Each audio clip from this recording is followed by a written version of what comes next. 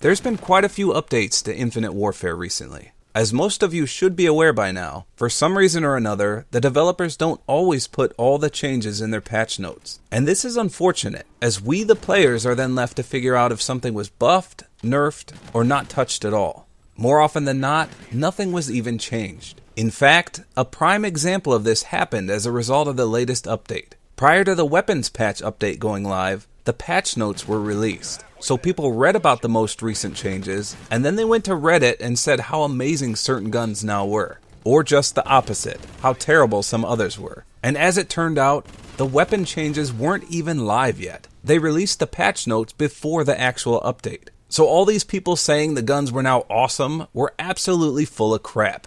And such is the case most times patches come out. Don't trust some random person on the internet to tell you something. Find someone who shows actual proof. Speaking of which, that's my goal in this video. There's been more hidden updates in Infinite Warfare. First off, let's do the biggest change right off the bat. One of the best sniper rifles in the game was hit with a stealth nerf, the epic EBR 800 Bomber. If you've ever encountered an enemy using this, you'll know that it's a force to be reckoned with. As with most epic weapons, once it's known they perform well within the community, they get hit with a nerf. So the Bomber used to have 30 bullets with 60 in reserve. This has been reduced. Now you start with 21 bullets with only 42 in reserve. It gets worse than that though. The Bomber used to have incredibly low recoil, despite being a charged 3-shot sniper burst. This made it very easy to kill multiple enemies rapidly, as your gun kick was nearly non-existent. Now apparently the developers deemed this too powerful. A major increase in recoil was added to the Bomber. This recoil, however, only affects the third shot in the burst. So basically, this makes it take more time and thus make it more difficult to successfully line up and hit multiple enemies. Since you have to readjust after the huge gun kick, your reaction time to lining back up a follow-up shot is reduced. If you put foregrip on this, there's a noticeable improvement.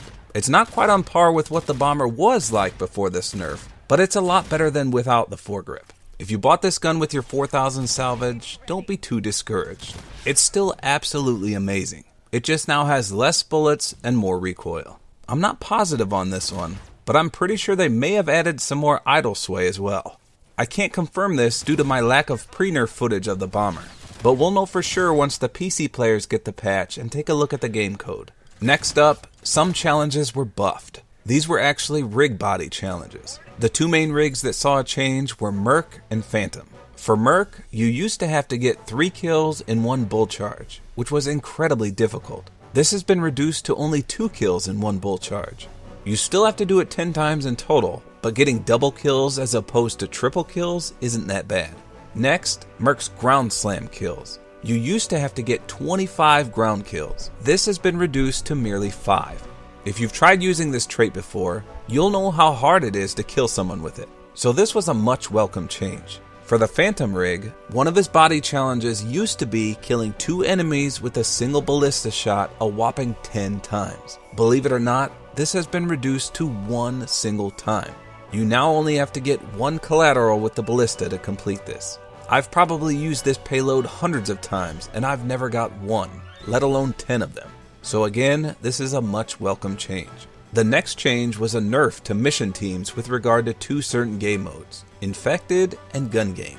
So previously, if you failed to complete a mission team challenge in either of these game modes, you'd receive 1000 mission team experience points.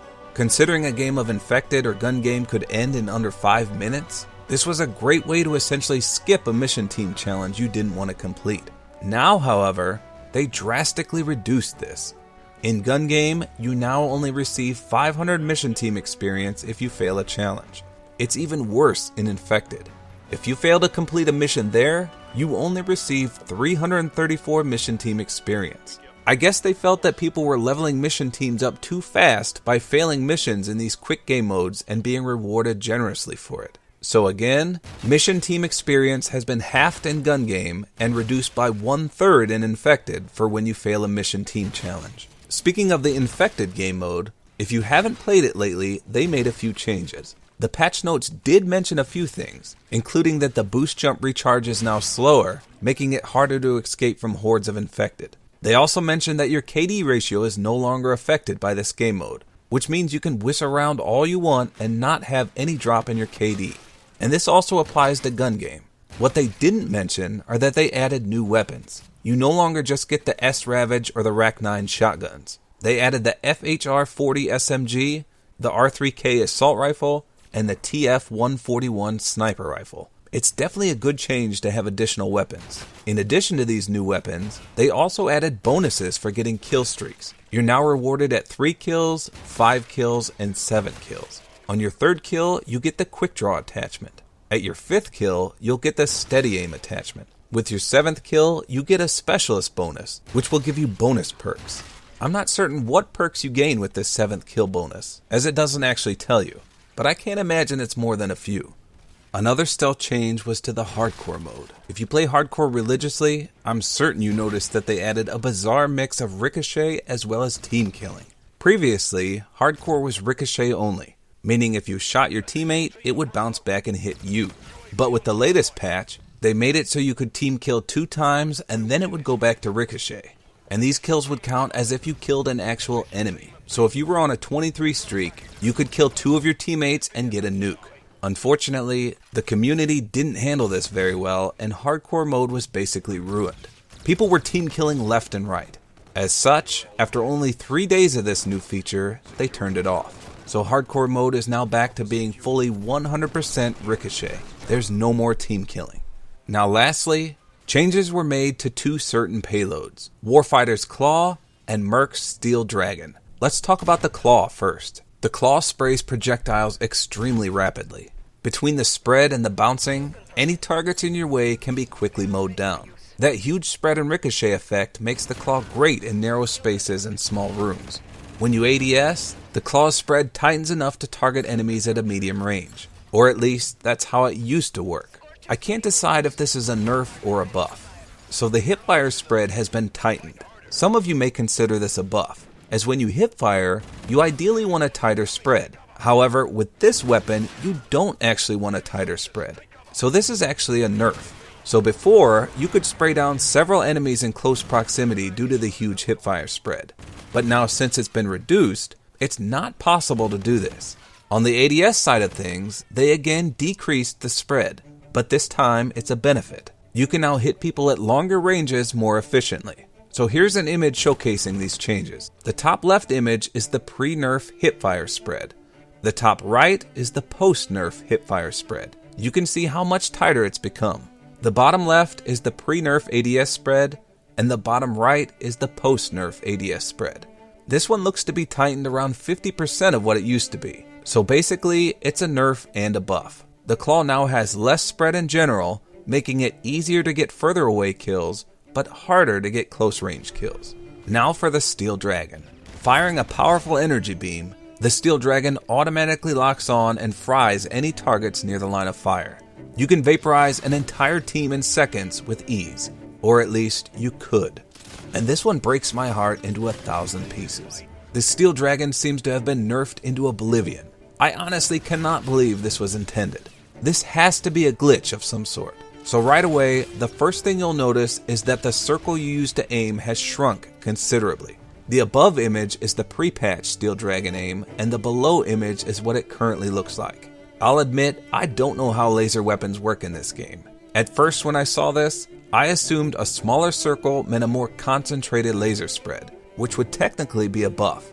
However, after seeing this new Steel Dragon in play, I can only conclude this was a nerf. So the circle will turn red when an enemy is in striking distance, but this has always been the case.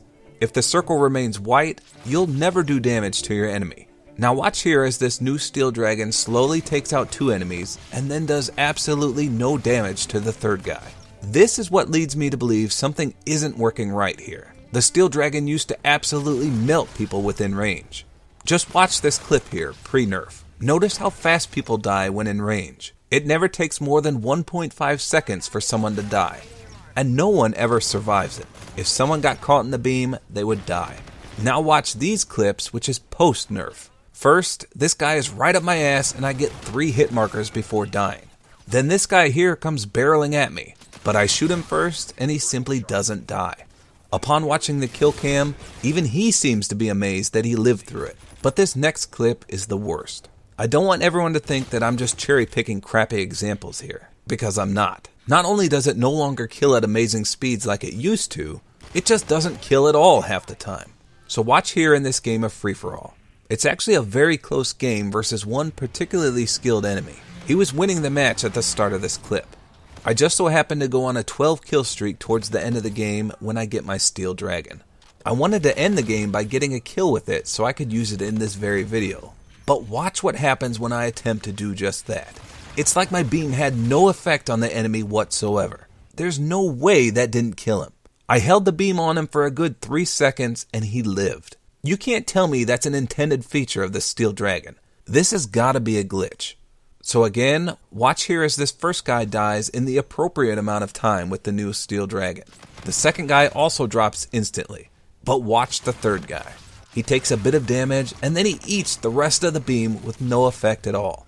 If you think that's bad, watch here as he absolutely scoffs at my entire beam. No effect whatsoever. This is what's been happening almost every time I've used this steel dragon in an online match. It'll probably get a kill 1 in every 5 enemies, with the other enemies just walking through the beam as if it were nothing. As of this point, I highly encourage you not to run the steel dragon until this is either reverted back to how it was or buffed in some way. As far as I can tell, those were all the hidden changes involved with the latest patch for Infinite Warfare. Let me know in the comments if you found any other changes. Hopefully I enlightened at least some of you with this video. I know I was definitely surprised by some of these changes. Rest assured, should any further patches come out, I'll be keeping a close eye on things to make sure nothing is missed.